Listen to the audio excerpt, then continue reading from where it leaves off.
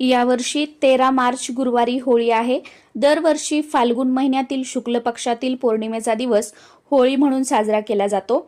तारखेमध्ये मात्र बदल होतो, पण इंग्रजी महिन्यानुसार बघितलं तर मार्च महिन्याच्या सुरुवातीला किंवा मध्यान्हात होळीचा सण येत असतो। होळीची पूजा जी असते ती साधारणतः संध्याकाळी सूर्य मावळल्यानंतर केली जाते।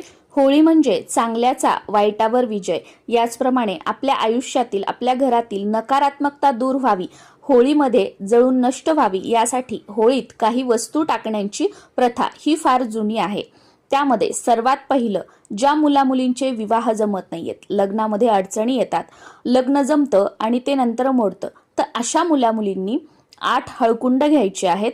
8 हळकुंड उजव्या हातामध्ये धरून स्वतःवरून 7 वेळा क्लॉकवाईज ओवाळून घ्यायचे आहेत स्वतःच्या डोक्यावरून। हे आपल्या घरीच करायचं आणि त्यानंतर तुमच्या घराच्या आजूबाजूला जिथे कुठे सार्वजनिक